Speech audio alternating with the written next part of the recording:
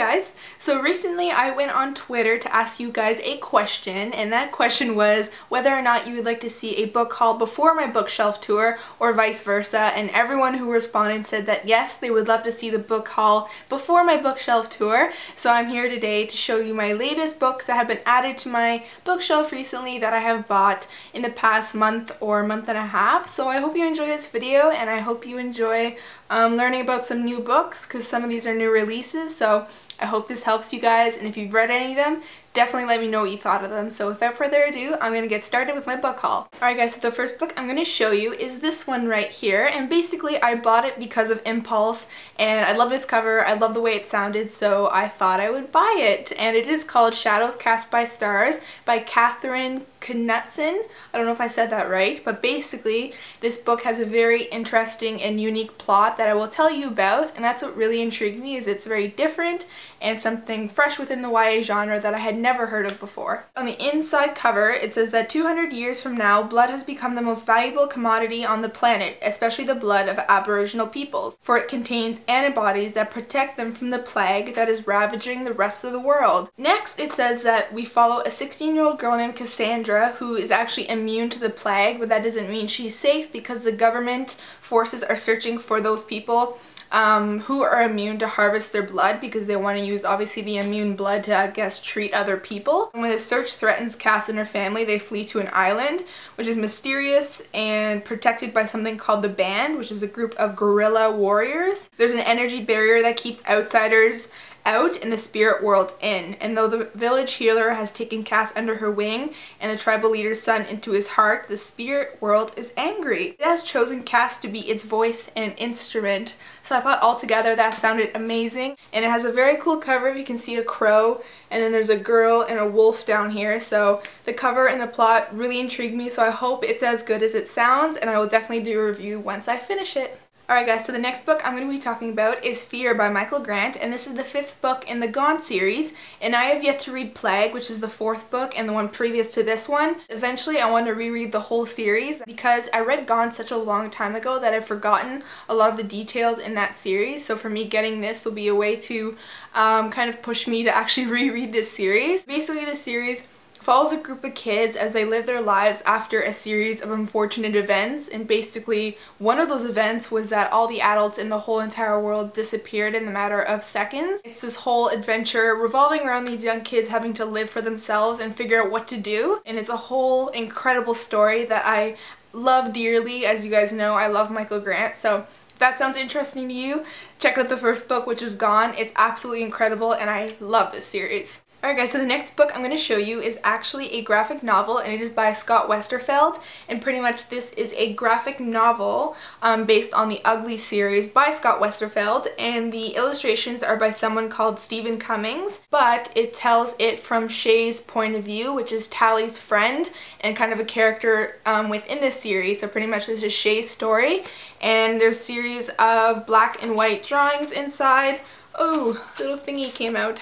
I love graphic novels and I love visuals added to a series, so for me this is the perfect thing to bring the Ugly series to life even more for me, so I'm very excited to learn more about Shay. If you've read this, definitely let me know what you thought of it, because it looks very cool, and any graphic novel is awesome, but some are a little disappointing, so I hope this isn't one of them. The next book I'm going to be talking about is Seraphina by Rachel Hartman, and pretty much I got this book because we're going to be reading it for the book club I am a part of, so a review on this book will be up on the end of August when I actually finish reading it. I couldn't really get into it, so I put it down, and I'm going to wait till I can get into it, I guess. I do have to finish it in a week and a half's time, or about 2 weeks, so it should be interesting to see what I think of it. So it says, 4 decades of peace have done little to ease the mistrust between humans and dragons in the kingdom of Gored. So basically in this kingdom there are humans and there are dragons. So these aren't regular dragons, basically they can turn themselves back into humans and they actually live a life within the kingdom. Then it says we follow a girl named Seraphina who has reason to fear both sides. This is because she is an unusually gifted musician who joins the court just as a member of the royal family is murdered in suspiciously draconian fashion. While they begin to discover hints of a sinister plot to destroy the peace, Seraphina struggles to protect her own secret, the secret behind her musical gift, one so terrible that its discovery could mean her very own life.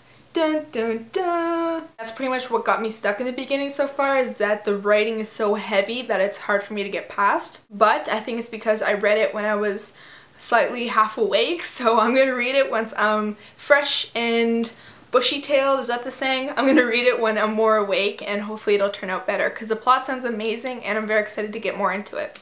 The next book I'm going to be talking about is A Monster Calls by Patrick Ness, and it is an inspired idea from an author named Siobhan Dowd, I believe is how you say it. I don't think that's how you pronounce it. Patrick Ness decided to write this book in memory and in honor of this author because he felt that their readers and her readers shouldn't be left without anything after her passing, so he took an idea from this author, spun it around in his own, and made it an inspired book in memory of this author. And I did not know this author before reading this book. She has written some young adult novels, which I am very tempted to check out after learning about her. So it says that Patrick Ness spins a tale from the final story idea of Siobhan Dowd, whose premature death from cancer prevented her from writing it herself. He said that he doesn't want to write a book that would replace her as an author or replace her idea. He wants to enhance it, make it his own, but still have it that it kind of reflects her as an author. So pretty much this book follows a little boy named Connor who is going through these terrible nightmares that he believes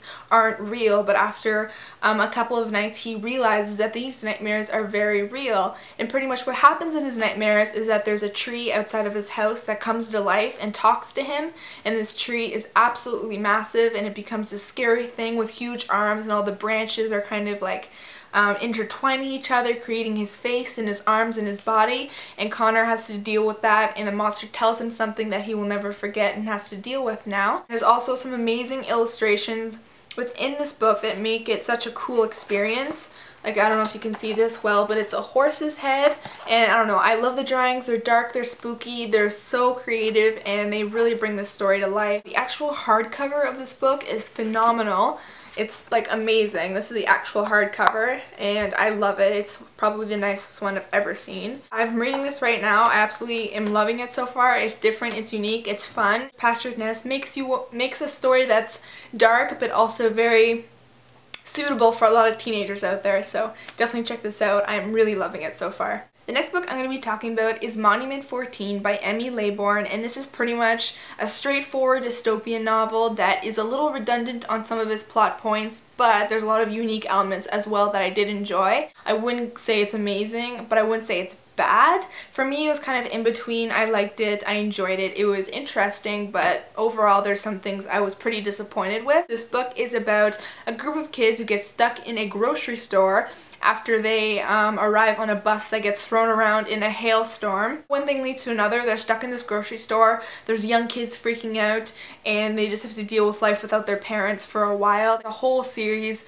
of kind of natural disasters going on all around the world that worry the kids, so it's this whole end of the world plot tied in with these kids stuck in a grocery store, but you don't get to see much of the outside world because we're following a series of characters who are fending for themselves inside this grocery store. I did enjoy it for what it was. It was interesting and it was a fun, different take on the end of the world and grocery stores. But check it out if you're interested because I think a lot of you might really love it. So it was okay, but it wasn't amazing. The next book I'm going to be talking about is one that I got a while ago but I never talked about, and that is Born Wicked by Jessica Spotswood. And I got this because I really like the cover. You know me and my covers. I like the cover, but I also like the sound of the plot, and I heard a lot about the author and people liking her books, and it was just something that I wanted to see for myself and see how I liked it. So it says that everybody knows Kate Calhill and her sisters are eccentric. Too pretty, too reclusive, and far too educated for their own good. But the truth is even worse. They're witches, and if their secret is discovered by the priests of the Brotherhood,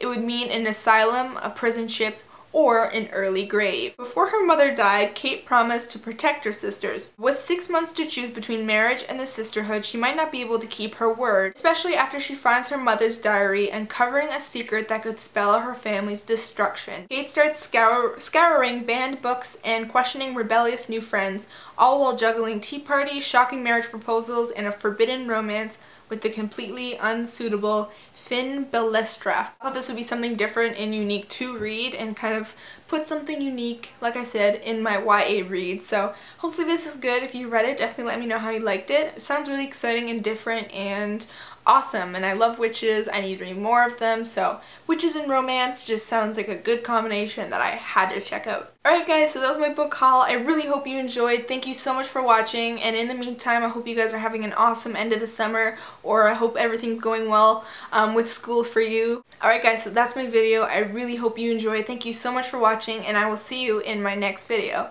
Bye!